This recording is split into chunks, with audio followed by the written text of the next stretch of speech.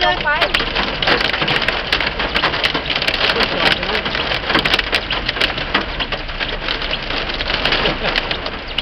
พามาประจนภัยลูก โอ้ยน่ากลัวเลยเร็วนี่ครับ